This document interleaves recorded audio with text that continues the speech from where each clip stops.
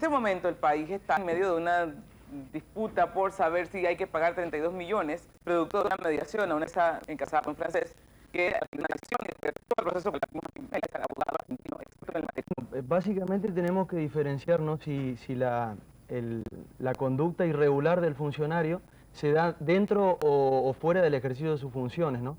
En el caso de que la conducta fuera irregular fuera del ejercicio de sus funciones, la responsabilidad sería exclusiva del funcionario público.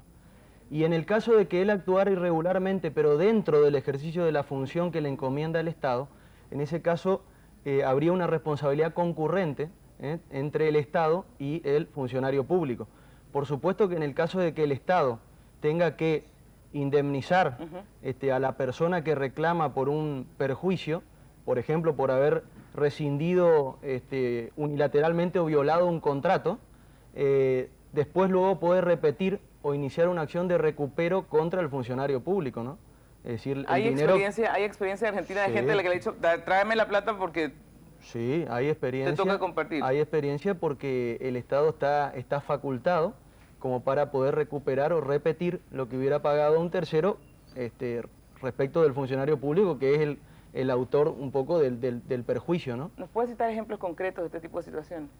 Bueno, básicamente lo que habíamos mencionado puede ser un caso de violación o de rescisión unilateral incausada de algún contrato. ¿Hay algún ejemplo concreto que te haya tocado manejar o que puedas contarnos de lo que ha pasado en Argentina, por ejemplo? Sí, básicamente, además de ese caso que mencionamos, también ha habido un reciente fallo en mi país también importante porque sienta un interesante precedente de que hizo responsable al Estado por omisión de control del seguro obligatorio de automotores.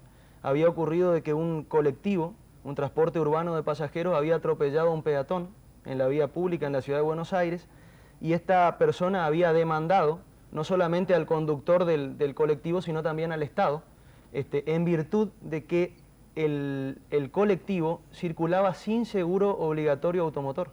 ¿Y el servicio de transporte público es un servicio del Estado? Es un servicio del Estado, y el Estado debería haber controlado de que ese transporte público de pasajeros circulara con el seguro obligatorio automotor, que en mi país es obligatorio por ley, ¿no? A pesar de que, debo decir, de que el 50% del parque automotor que circula sin seguro. ¿Cuánto tiene que pagar el Estado por esto? ¿Cómo? El Estado tiene que pagar una condena aproximada de $158.000. El Estado argentino. ¿A esta persona? A esta persona.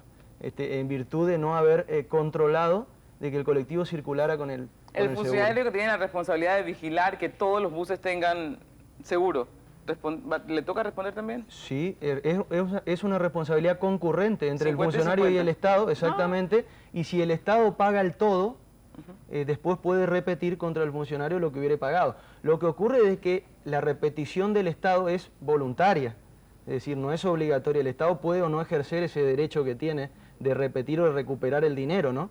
De hecho, entiendo que lo debe hacer en la mayoría de los casos. ¿Por qué lo debe hacer? Por una función justamente solidarista, es decir, si el Estado le está quitando a toda la sociedad un determinado dinero para pagar una indemnización, porque en definitiva cuando indemniza el Estado paga toda la sociedad, también es justo que recupere del funcionario público lo que le quitó a la sociedad para después devolvérselo en servicios a la sociedad, ¿no? Claro. Por eso tiene una función social. Aquí pasa una cosa como esa y seremos felices. Claro, lo que ocurre es que yo creo que todos los países deben pasar por ciertas etapas dentro de la responsabilidad del Estado. Una primera etapa que también se dio en mi país hace mucho tiempo era la etapa de la irresponsabilidad del Estado, ¿no? El Estado nunca respondía por nada, era un Estado absoluto, un Estado todopoderoso. Pero con el transcurso del tiempo se comenzó a ser responsable al Estado, primero por responsabilidad contractual, cuando dijimos que violaba un contrato, y después por responsabilidad extracontractual, por hechos ilícitos cometidos por sus funcionarios públicos o sus empleados que causen daño a terceros en el ejercicio de sus funciones. Y actualmente también en mi país ya se habla de la responsabilidad del Estado por actos lícitos.